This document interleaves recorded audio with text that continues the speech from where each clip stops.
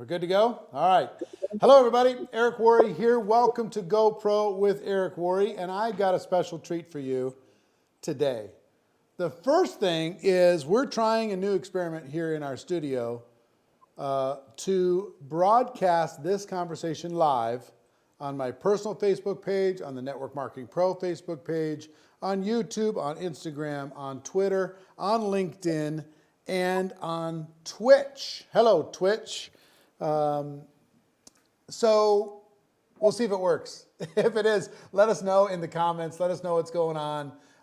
It's good to connect with you. We were trying to decide in creating some content for you and bringing you some of the greatest thinkers in the world. Do we just create our content, put it on one platform, or do we just put it everywhere so people can consume it wherever they happen to log in, their favorite platforms? So we'll turn this into a podcast as well, but this is live right now. And today I've got my friend, one of the most powerful speakers in the world, one of the most powerful thought leaders in the world. He is just an absolute genius in terms of inspiration, motivation, action, passion, fire. Mr. Les Brown. I've known Les for many, many years. And the picture you see behind me is him speaking at one of our events, was the highlight of one of our recent events here in Las Vegas. And Les and I have worked together through events probably, dozens and dozens of times over the course of our life, over the course of our career. And I just love the man. And earlier today, he and I got on the phone. We were talking about what's going on in the world. We're talking about how, number one, we can come together as a human race. And number two, what each individual needs to do in order to be able to take responsibility for their lives and to build their future. So with no further ado, ladies and gentlemen, please welcome to our show the one, the only, the man, the myth, the legend, Mr. Les Brown. Les, how you doing? I'm better than good, better than most, and sometimes even better than that. I would say, I hope you like my Corona afro. I was saying to you earlier, you look like the Fresh Prince's dad. You look like the Fresh King of Bel Air or something. It makes you taller. You have advantages I don't have, Well, grass don't grow on a busy street. Yeah. Well, I don't know about that. Here's what I know is you, my friend, not only are a survivor, but you've learned how to thrive in every environment over the course of your life. You've been judged by your teachers at a young age. You've been labeled different things over the course of your life. And if there's ever something like a Renaissance man, you'd have to be it. Author, speaker, congressman. Mm-hmm. State representative. State representative, a syndicated talk show host. You've spoken on the biggest stage I ever saw, with 80,000 people or something. In the Georgia Dome, yes. Yeah, Tony Robbins and I spoke on the biggest stages either of us had spoken to in our lives. That was last year, 45,000 people in Germany, and you almost doubled that when it came to blowing everybody out of the water. You've helped countless numbers of people, and I'll just say now, I think you're not only a national treasure, but you're a global treasure, because I think you measure a life based upon the contribution that life has brought to other people. And the contribution that, you've got to see some of the contribution, but the great thing about your life is you've invested so much in so many different people that the contribution is going to live longer than you live. It's going to live future generations. You're going to be part of global change around the world. You already have been over the course of your career over these last 50 years, but it's going to continue. And it makes me proud that we're friends. It makes me proud that I can call you on the phone and you'll take my call, and we can have a conversation talking about life, talking about experiences, talking about circumstances, because wow, what a life. Anyway, so I don't mean that to be... Yeah, well, you know, the thing is, Eric, I consider you family. That's number one. And you and Marina, and when I think about what people talk about, what I have done, I really see it in a broader context. I would not be here were it not for people like yourself. I've always been a person who's helped me and contributed to my success. No one makes it by themselves. And were it not for people like you, over the years, we have a long relationship. We do. And you poured into me. You've referred people to me, even when I was struggling and starting out, unbeknownst. I mean, there are people that invited me to speak, and I said, "How did you find out about me?" "Well, Eric Worre." I said, "That's my brother from another mother." Yes, so I'm here because of you. That's why when you call, I answer.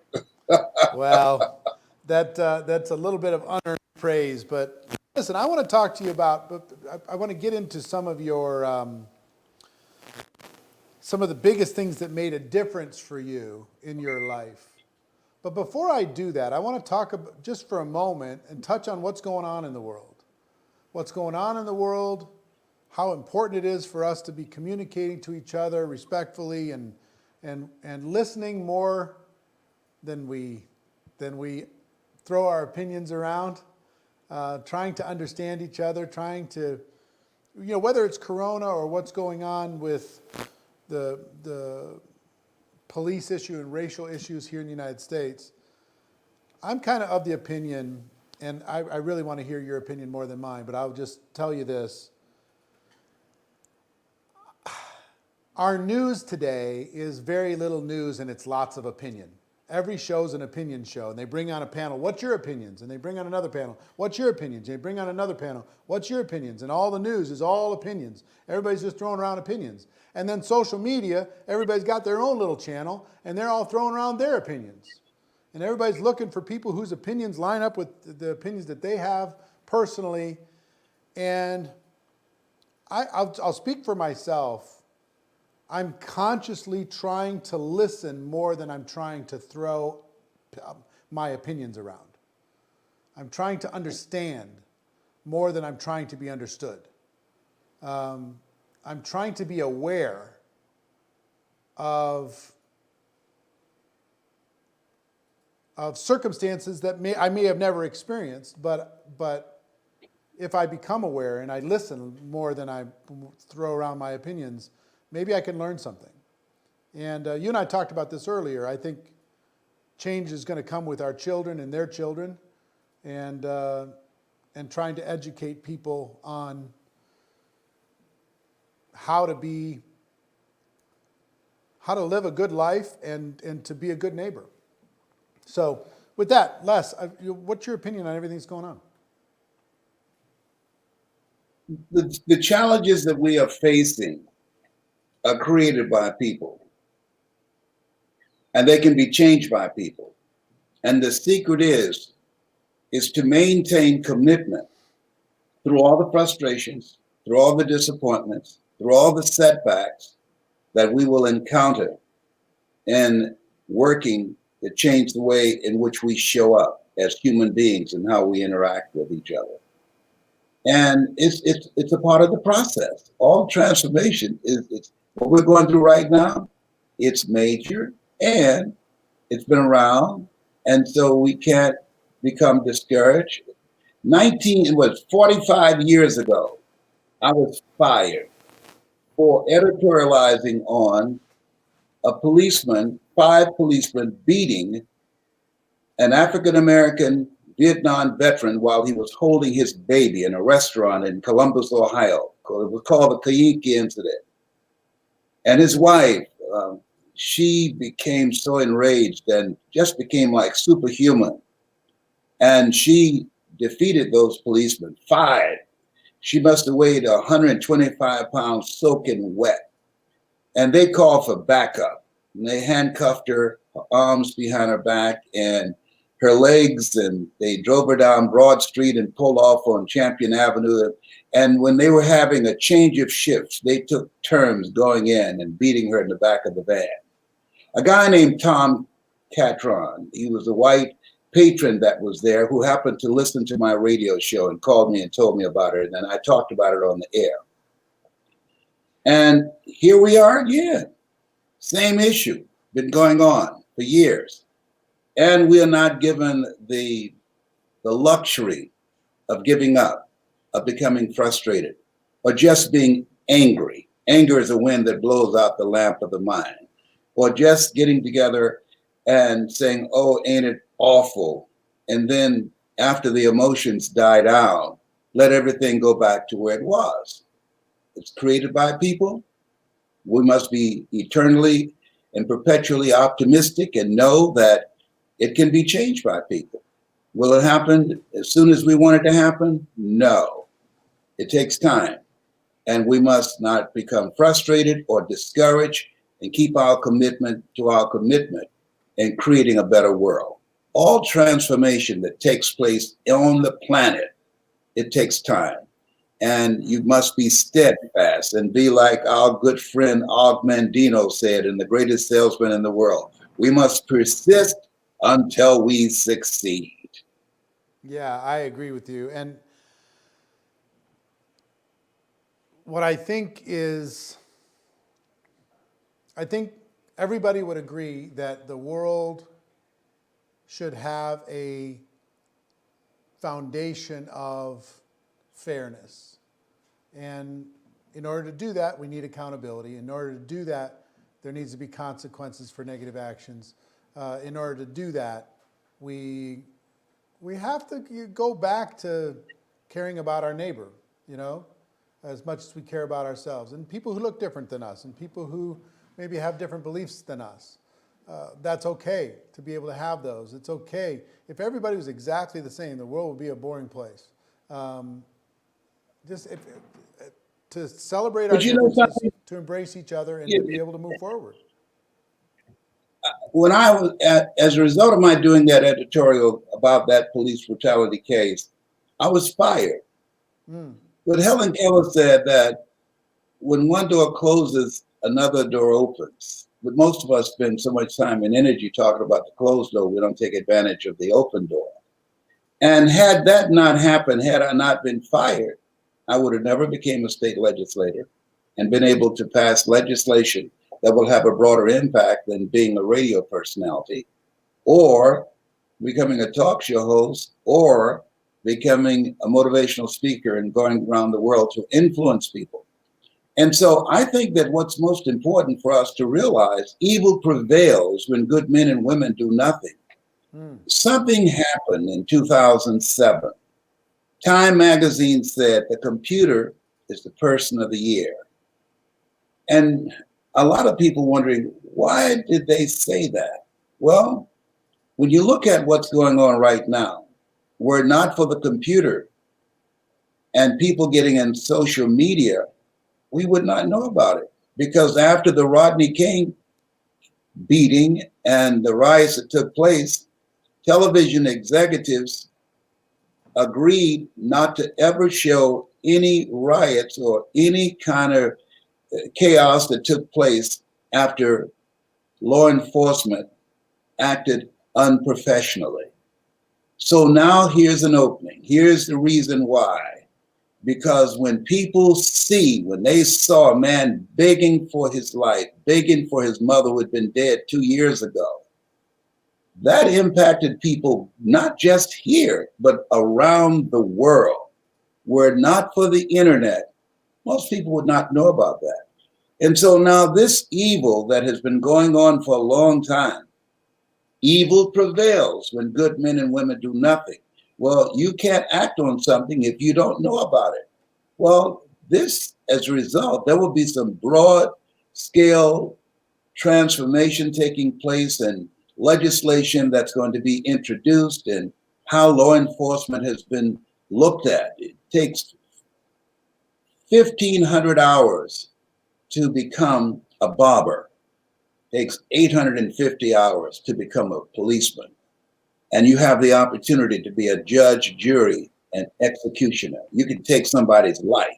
Even a doctor who goes to school for 12 years in some cases can't just take a life. But a policeman can take a life and say, oh, he had a threatening stance, or I thought he was reaching for a gun, or he was running, and even though I shot him in the back, but I thought he was going to turn around and try and shoot me. So that's why I shot him in the back 4 times.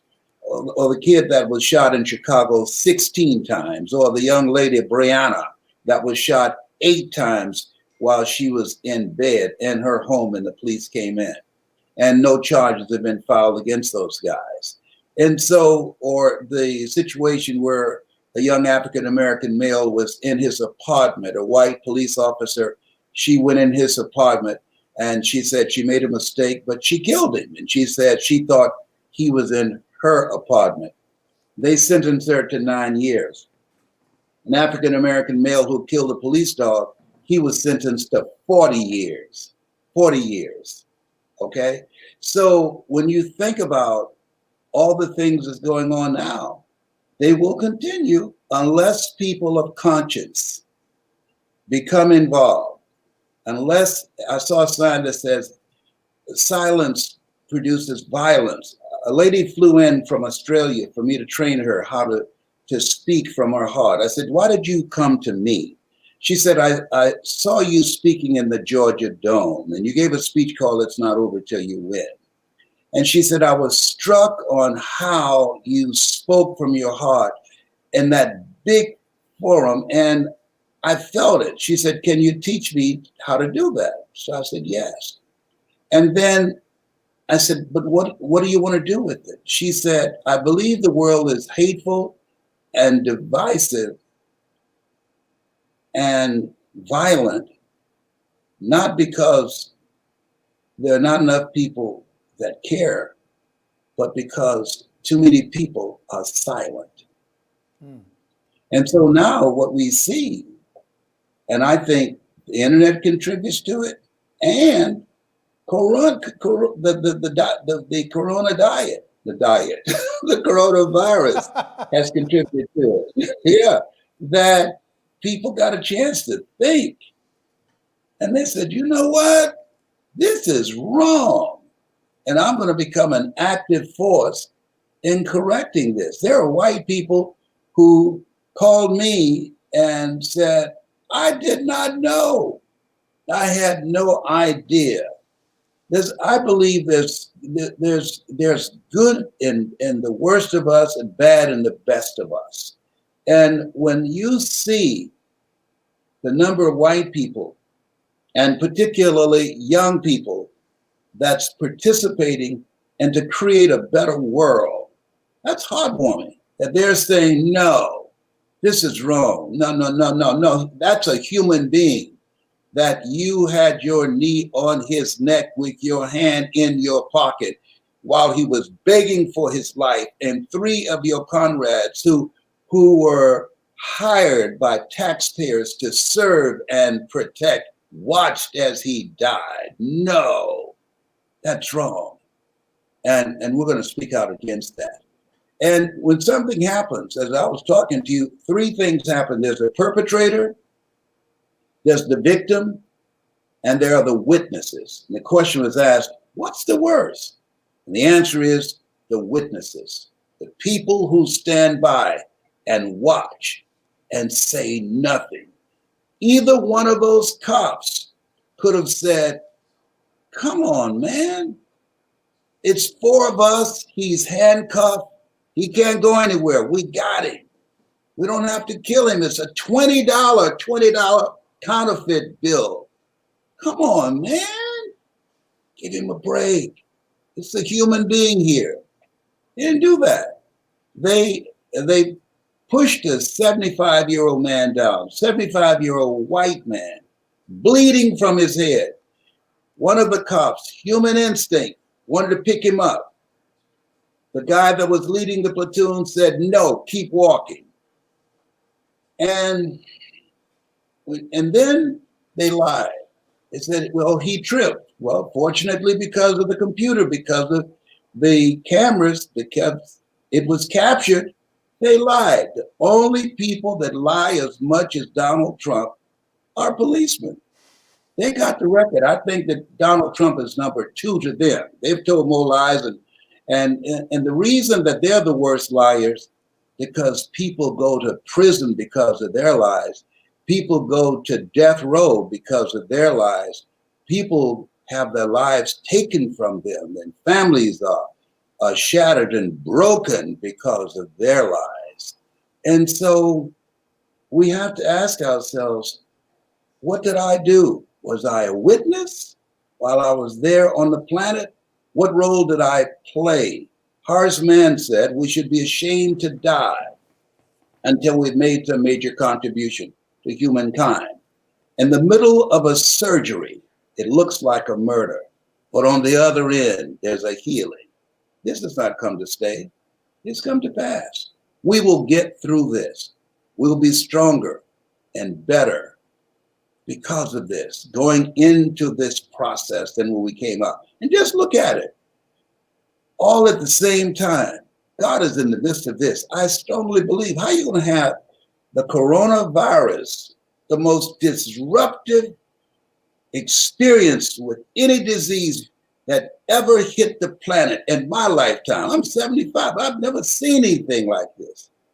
I'm in a room, as I told you, by myself, sneezed and ran out. And I said, wait a minute, that's my sneeze. And I still got some Lysol and start spraying around the house. Okay.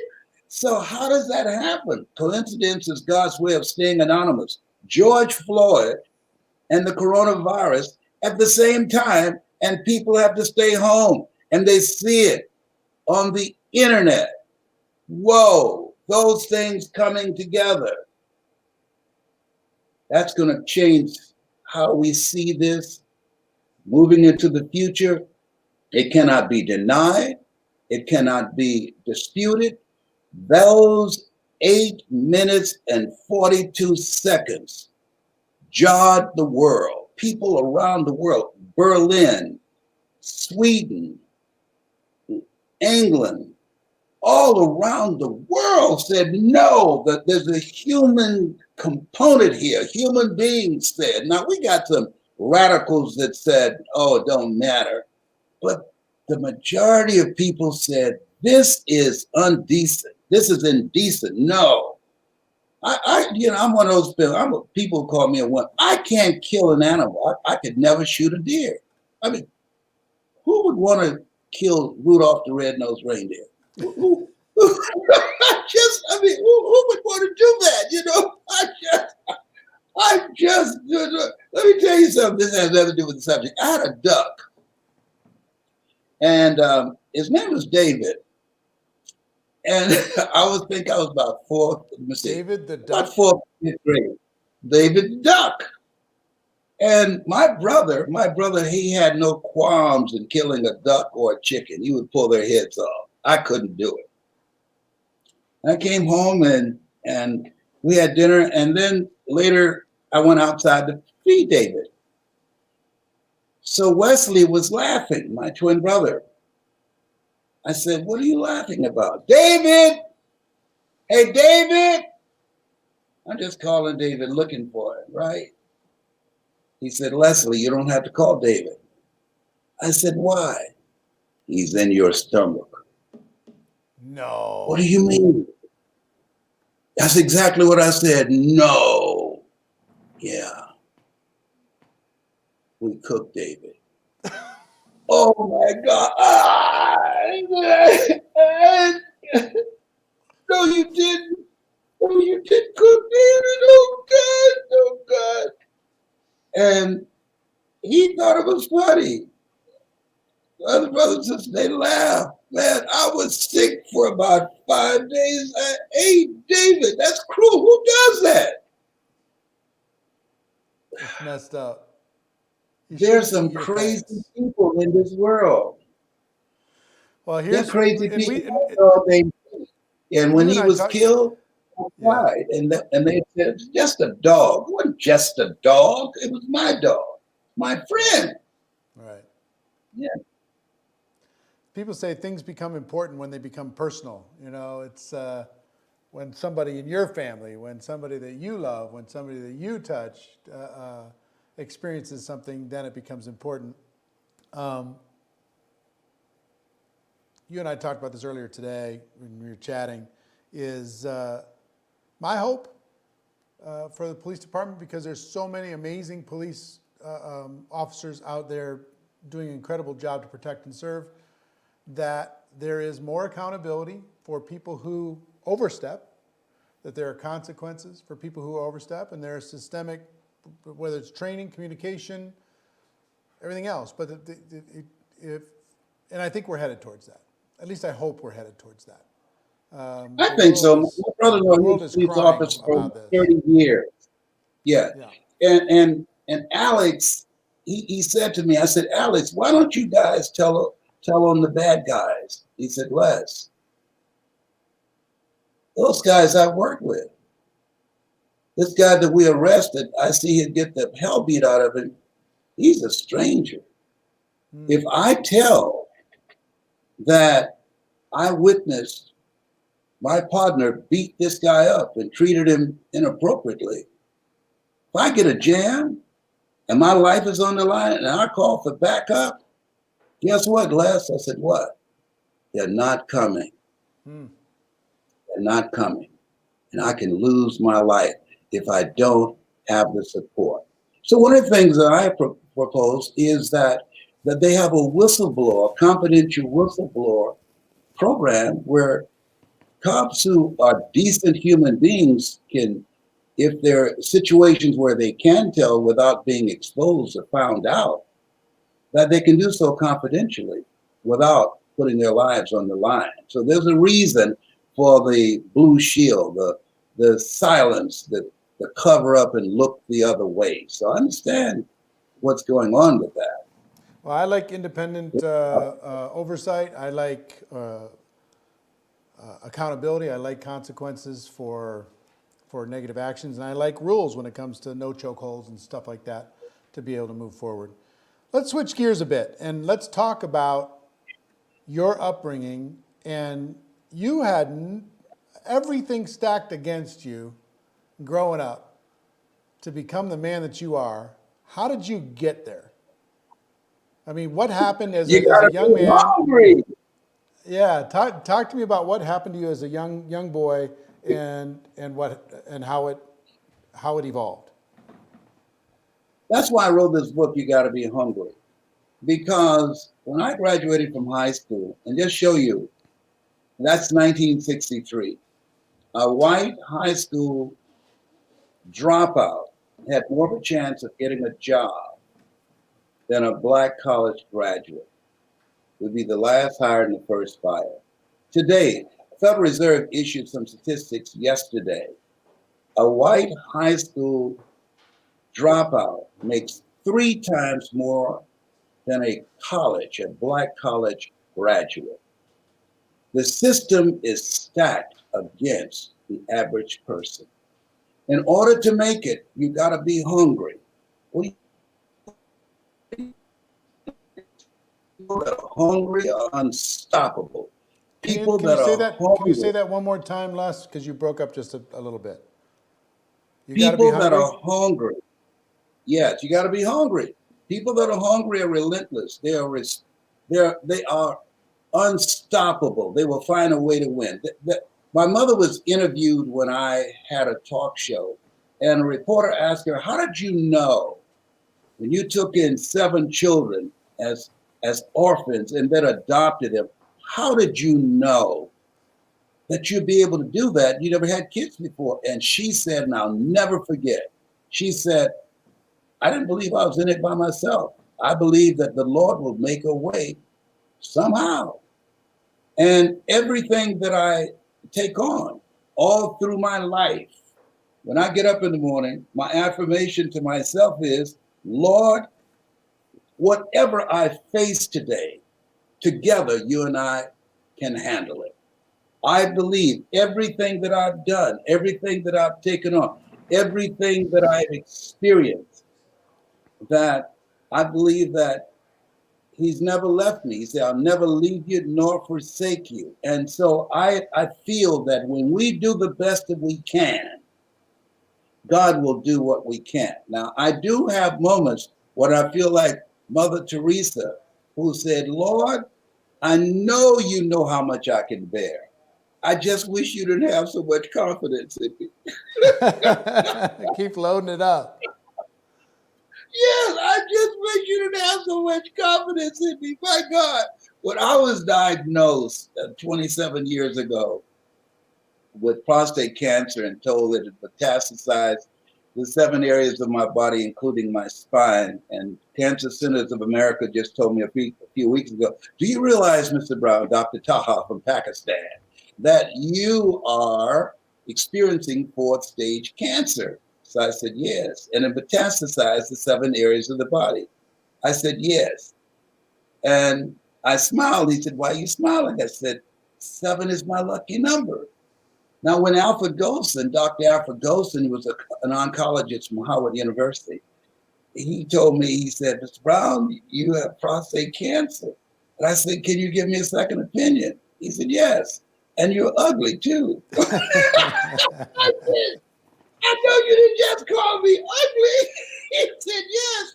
And then Eric, he said, but you got this. You got this.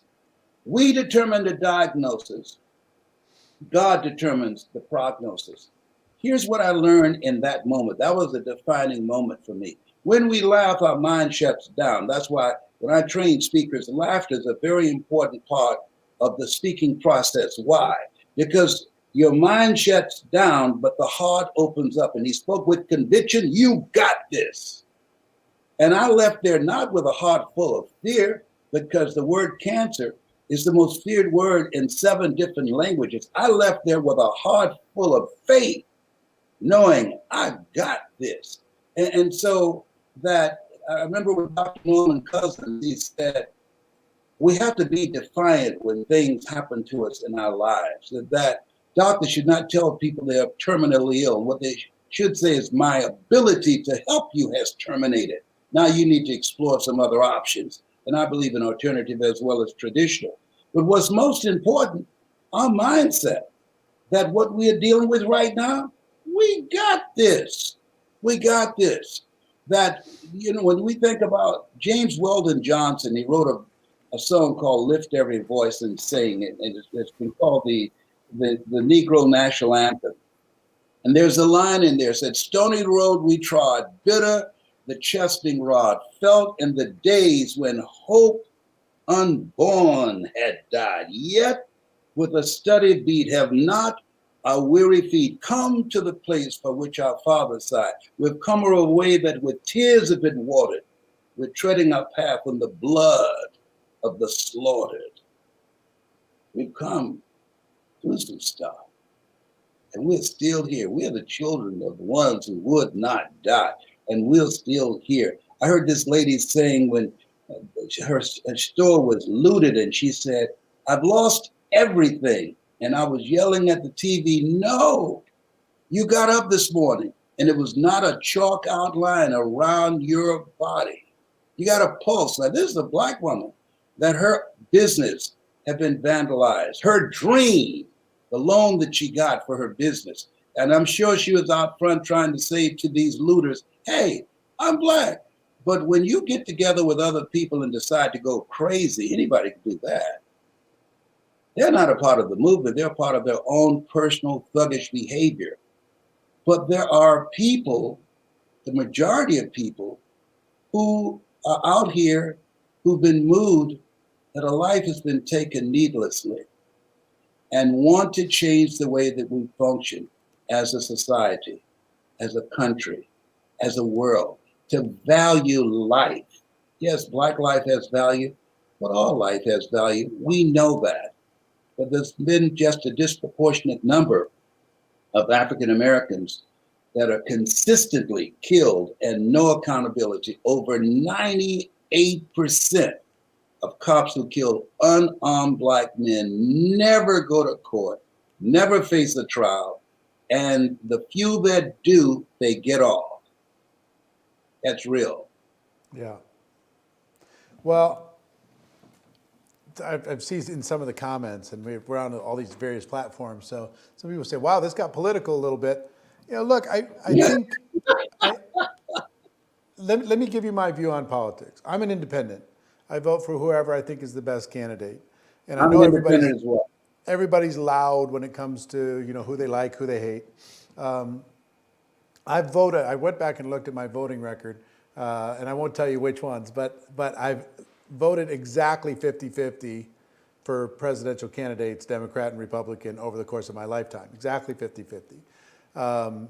And that just happened to be. It wasn't like a decision that I made early on in my life. My view on politics is this, from an entrepreneurial standpoint. Over the course of my life, everybody thinks that if this person gets in for another 4 years, it's good. The world's going to end.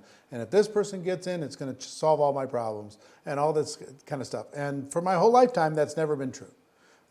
What's been true is we adapt. What's been true is checks and balances kick in. What's been true is the entrepreneur. If there's lower taxes, then the entrepreneur will adapt to that. If there's higher taxes, then the entrepreneur will adapt to that. And if there's injustice, then people will rally and they'll create more people in office on this side in order to be able to counterbalance that. And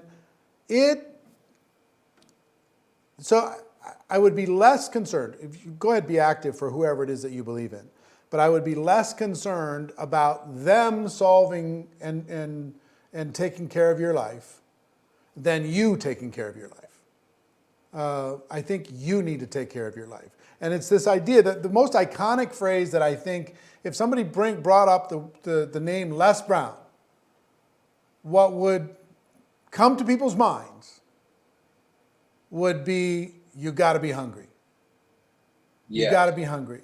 And the hunger to prove people wrong, the hunger to prove something to yourself, the hunger to change your circumstance, the hunger to rewrite your family's story, the hunger to educate your children on how to be a better neighbor, the hunger for justice, right? In network marketing, the most important attribute, if I'm looking for somebody that I want to invest into, I'm looking for somebody hungry. Because if they're hungry, Yes. they'll listen. If they're hungry, they'll be coachable. If they're hungry, they'll be willing. If they're hungry, but if they're not, I can't force somebody to be hungry. It's the whole bring them to water. You can't make them drink. Can't make them hungry. You can't make them thirsty. They've got to, whether it's from necessity or they finally hit a wall. They say, I got to do something different. I'm sick and tired of being sick and tired. But at some point, a person says, okay, I'm going to be hungry and I'm going to change everything. How did that start for you, Les? And what can the people watching this, I know you just put out a book recently called You've Got to Be Hungry. Yes. Greatness within to win. Yeah, where did that originate? And how can people develop a hunger in themselves, and why is it so important? I was downtown with my mother. I was around 5 years old. And my mother, she adopted altogether. She took in foster kids, 7, and I was one among the 7. Then she adopted us. I let go of her hand. It was about 95 degrees downtown Miami. And I ran up to a water fountain and I started drinking. And all of a sudden I felt her hand. She said, "Don't you ever do that again." She snatched me down. And she began to punch me in the face and the head, and just beating me fiercely like she didn't know me. I said, "Mama, it's me, Mama, it's me." And then a white policeman came over and he had a billy club and he was hitting it in his hand. He said, "Okay, You can let that little nigger boy go now. I won't have to do it. And he looked at me with my busted lip and eyes swollen and started laughing as he walked away. That'll teach you. And my mother, as she helped me up, she began to cry. I was crying because of the pain of the punches and the blows. She was crying because she beat her baby boy. I said, Mama, why did you beat me like that? She said, when I saw that white policeman's face turn red and he gripped his nightstick and he was coming towards you to hit you, I had to think fast and do something to distract him. Because had he hit you, Leslie, he would have had to kill me. And I did the best thing that I knew how. I'm so sorry, son. I'm so sorry. Mama, love you. I didn't mean to beat you like that. I said, Mama, it didn't hurt that badly. And so, you know, doing it when you're a kid, you know, mothers kissed apart to make it well. I said, right here, I got the little knot there. She would kiss it. I said, I got another one over here. She said, just shut up. I knew then I was living in a different world. I got to tell you this, I have never talked about this publicly. I worked for a guy named Joe, and Joe was really fond of me, and I admired him. And I used to do odd jobs for him, and he invited me to his house during the time. Now, mind you, I'm 75, so segregation is in the South. And this is unusual, and he invited me. He wanted me to know that he was liberal, invited me to his house to have dinner. So he introduced me to his wife, and then his son came over, and his daughter-in-law, and their little girl named Alice. And I spoke to all of them. And so Alice, she was around 5, and she came around, and I said, hello, Alice. She said, hi. And then she came around and she came behind me. And all of a sudden I felt something behind me, you know, at the bottom of the chair. She was moving her hand below my butt. I said, Alice, what are you doing? And she said, where is it? I said, where's what? Where's your tail? And I looked at Joe and his wife and his son and daughter-in-law. I said, I clipped it off. She said, why? I said, because when I sat down, it would hurt. What'd you do with it? I said, just threw it away. She said, will it grow back? I said, no. Oh, and then she was just so disappointed. She stomped to her chair and she sat down. She said, you shouldn't have cut it off. I was waiting to see it when Grandpa said that you were coming for dinner. I said, I'm sorry. I'm so sorry. And we went on to have dinner. Eric, as we were having dinner, she continued to talk and asked me different questions about my tail, how long I had it, how long did it take it to grow. I said, it didn't take very long. I said, I had it since I was born. I'm trying to hold a conversation with a little 5-year-old, and they are about to go under the table. Their faces look red as cherries. And so when I got ready to go, she said, I'm not going to forgive you for clipping off your tail. I said, I'm sorry, Alice. Had I known you would want to see it, I would not have clipped it off. I'm so sorry. And so I said, bye, everybody. But she would not say bye to me. She just looked away like, cut your tail off. Don't say bye to me. And so when we got in the car, Joe was driving me home, and the car was very silent. And by the time we got to my street, he started to say something, and I said, Joe, it's okay. It's okay. I said, you take care. And he drove off. And I sat down on my doorstep and I cried. because I thought I knew this guy. I thought he was my friend. I had no idea that he had taught his granddaughter how to damn tail. I was so hurt, Eric. I had to collect myself to go before going in the house. And Mama said, Leslie, you all right? I said, no, man, Mama, what's wrong? I said, nothing. How's Joe? I said, he's doing real good. And I wouldn't tell her because I knew that would have broke her heart. And that night, I was just thinking about how, signs that I'd seen on Miami Beach, Jews, dogs, and coloreds not allowed. And I remember asking my mother, why do they hate us so badly?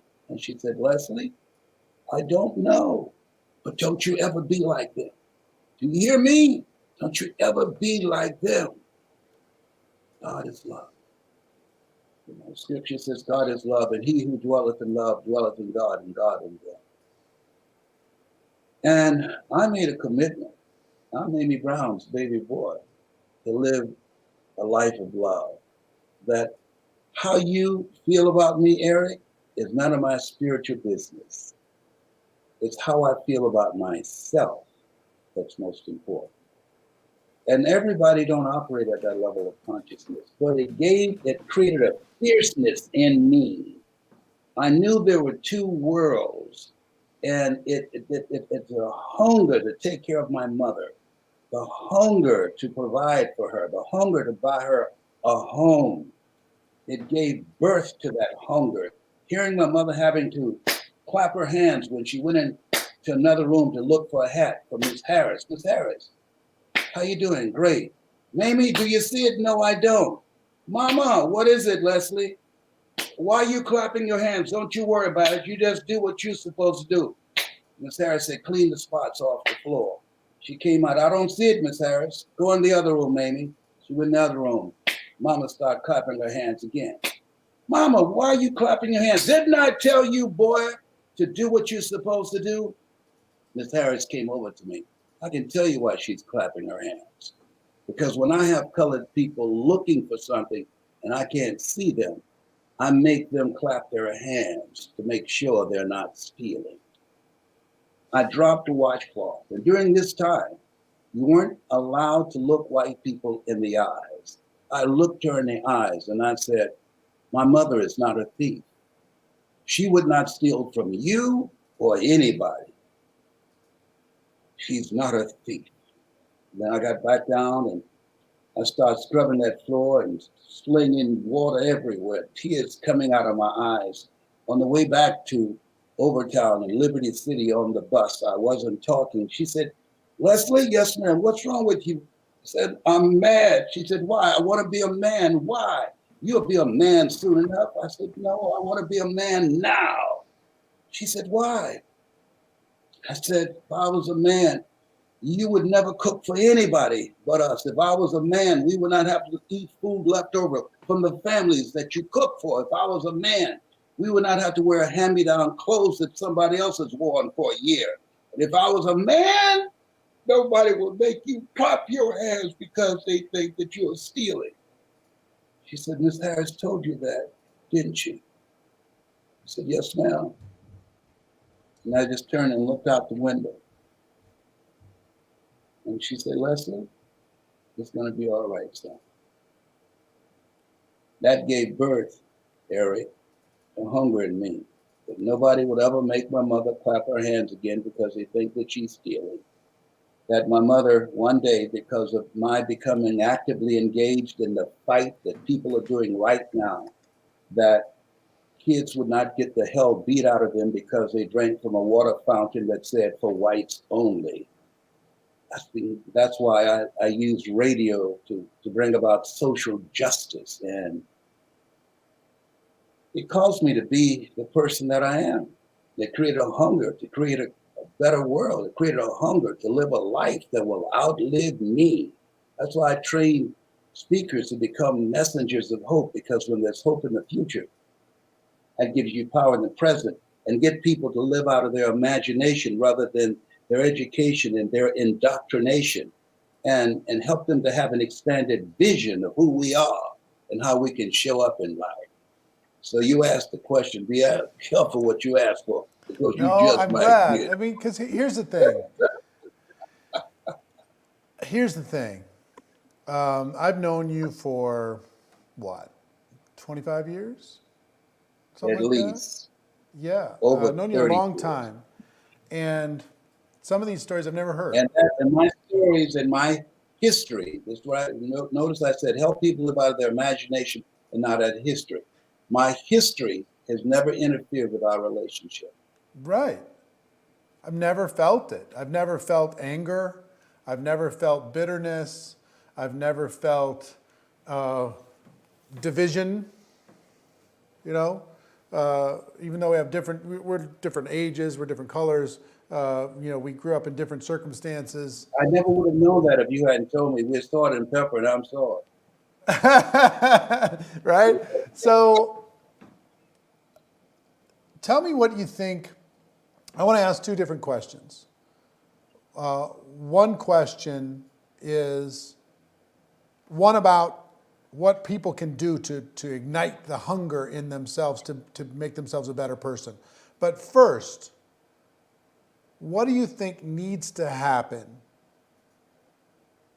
for the human race to come together and for racism to, to fade, to be a smaller part of our world? What needs to happen?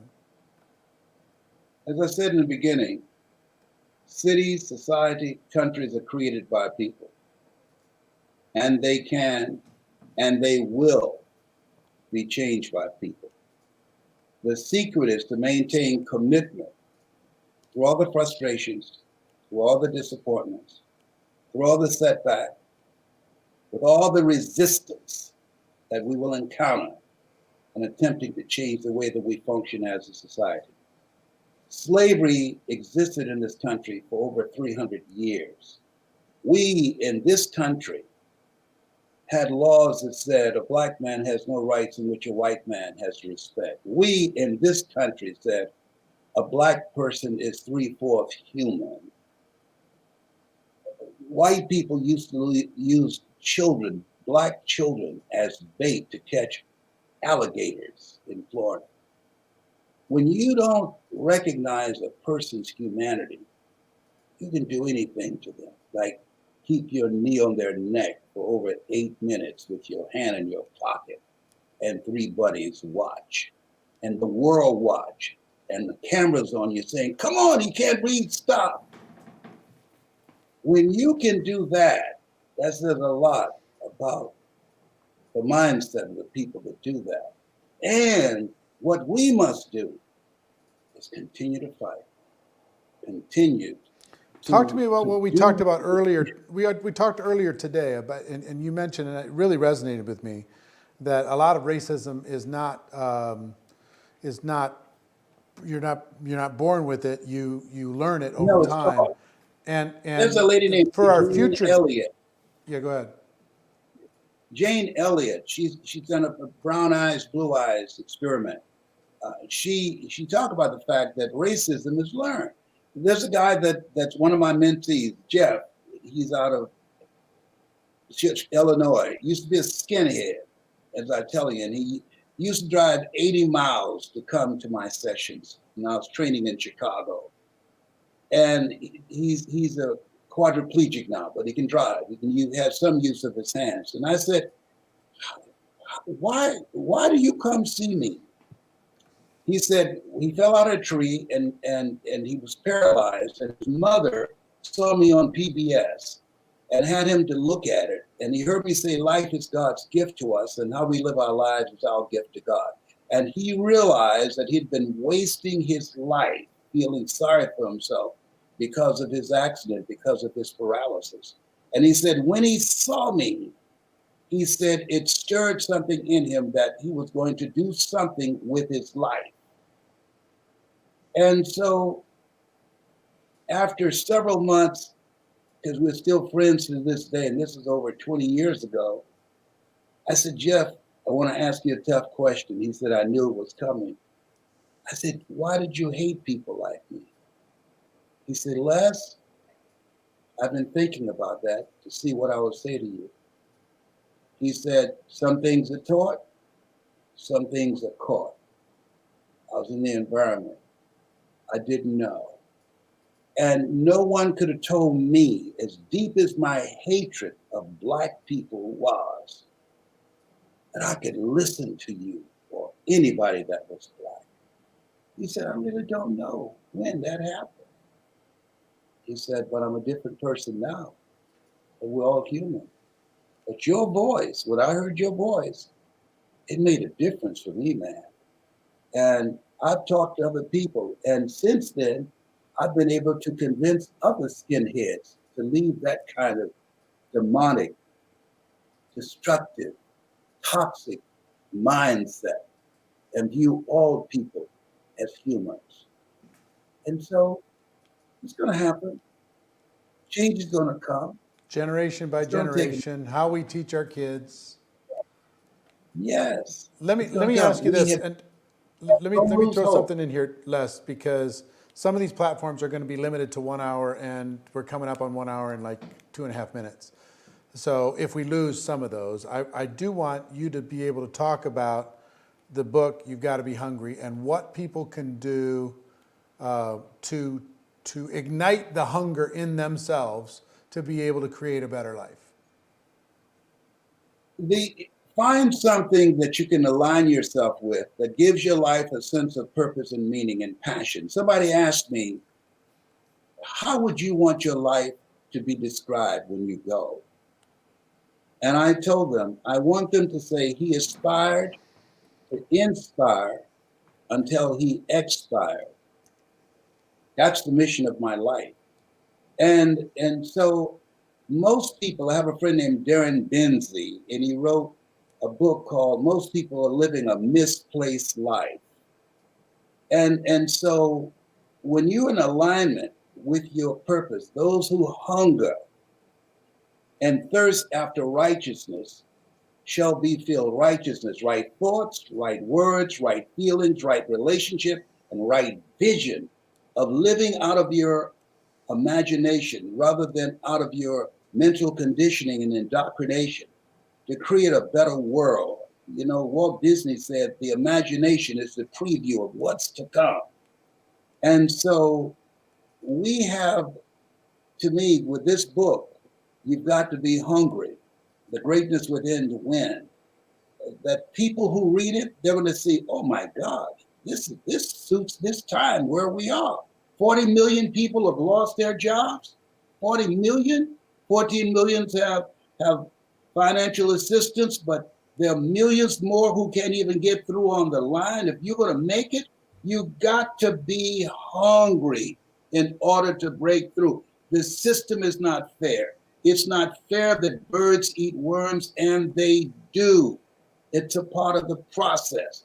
But those who are going to make it, those that are going to do more than just criticize, there's never been a statue erected for a critic, never been a statue erected for a critic. You've got to fight to bring about change. You've got to go all out. It will not just happen with protests. It will not just happen with prayer. Mary McLeod Bethune said, pray as if everything depends upon God, and work as if everything depends upon you. So this takes some work, and we've got to be willing to do it. We've got to turn to each other. And I believe through this place, at this point in time, there's a quote that I love. My sister reminded me that many times when we have a teeth rattling experience and the very foundation of our life has been shaken, we run to God only to discover that it's God that's doing the shaking. There's a spiritual dimension about all of this that's going on right now. In the middle of a surgery, it looks like a murder, but on the other side, there's a healing. And we will get through this. As Willie Jolly would say, our good friend, setback is a setup for a comeback. We have comeback power. And we will build and be stronger after this. So the Yeah, book, it deals yeah. with that. Yeah, everybody, do yourself a favor. Go get a book. Go get 10 of them. Spread them out to your team. Spread them out to your friends. You got to be hungry. You can find it on Amazon. Mr. Les Yes, you can Brown. also go to IamHungryLesBrown.com. I I am am hungry. hungry LesBrown.com. LesBrown.com. Yes. I think it all comes down to this: love your neighbor. Love your neighbor if they're Yeah. a different color than you. Love your neighbor if they have a different religious belief than you. Love your neighbor if they're pro-gun or anti-gun. Love your neighbor if they're Democrat or Republican. Love your neighbor if they're older or younger. Love your neighbor if they like different music than you. Love your neighbor. And it's really important, even That's a major key. even if you disagree with what somebody else does, you can still love the person and hate the action. You don't have to Yes, hate. You don't have to absolutely. hate the person. You know what I No, mean? no. God is Whether you're love, and pro-choice he or loves pro-love, you you can more. love the person and hate the action on Yes, whatever side of the belief. You don't have to connect the action to the person, and now you hate the person. I think if you absolutely love your not. Yeah. neighbor, you try to understand instead of being understood. You try not to just always sell your beliefs to everybody else. I think the world will be a better place. And I think it starts with our kids, and I think it starts with putting love in our hearts. Communication is really important. My conversations with my friends, like Mr. Les Brown, are priceless to me. The ability to learn, the ability to listen, the ability to gain from his experience. I don't know. I mean, you talk about it. I'm still in shock over the tail at dinner conversation. Not you, me. I'm But let still me in say this. shock. Yeah, but you left something out here. You talk about loving your Huh? neighbor. Love yourself. See, the Yeah, people who yeah. love themselves don't treat other people like we are being treated. When you love yourself, that says a lot. You can't Mm, give away something that you don't have. God is love, and he who dwelleth in love dwelleth in God, and God in them. So you can tell a lot about a person based upon how they treat other people. When you mm, love yourself, there's a level of awareness there and how you show up in relationships. I remember going to dinner with someone, and the waiter made a mistake, and she cursed the waiter out. And I said, I can't see you again. She said, why? I said, you tell a lot about a person's character based upon how they treat someone that's insignificant. I said, how did you get to this place? What happened to you that you made it comfortable that you can treat someone like this? And through conversation, she was abused. She was mm. raped several times when she was 4 and 5 and 6 years of age. She told her mother, and her mother beat the hell out of her and said, you are lying. My boyfriend didn't do that to you. And she became bitter. Things happen to people, they become bitter or they become better. And so you are right that we need to live from a place of love. But there's something in the psyche of people who don't love themselves. They can do anything to you, That's and you so can't give away what interesting. you have. Yes, Yeah, so interesting. Yeah, so I think change happens one person at a time inside of ourselves. It happens that takes too with long. It's how going to we raise happen. our It has, families. yeah, it has to. There must be the work that you're doing. You have no idea. The collective bringing together of people from all walks of life. That's transformative. You creating the model that really that needs to be done. The model of collaborative, achievement-driven, supportive relationships, people with dreams coming together, learn methods and techniques of how they can create a better life for themselves, for their family, and for each other. That environment that you create, that you've been doing, that is the key. You can't see the picture when you're in the frame. You have a model that should be replicated because people come together from all walks of life and there's no dissension there. What brings them together? A dream for a better life. They're living out of their imagination. The keys, the methods, and the techniques that will allow them to become, as Mother Teresa would say, a pencil in the hand of God and start creating a new chapter in their lives. What you're doing, that's the model. That's my story, and I'm sticking to it. Well, ladies and gentlemen, I hope you enjoyed this conversation. If you did, share it with somebody else. Hit the subscribe button, hit the like button, hit the share button. Let Les know in the comments that you appreciate him joining. And the best way to let him know is to jump on Amazon or the link that we put on these different platforms, IamHungryLesBrown.com, and pick up a copy or 10 of his book and spread the word. Les, you are my friend. You are my brother. I appreciate you so much. And thank you for sharing your wisdom today. It was spectacular. Thank you very much for the opportunity. I want you to know when you married Marina, you married up, okay? I did well. Yeah, you did very well. Have a great day, my friend. Take care, everybody. Okay. Appreciate you. Have a good one.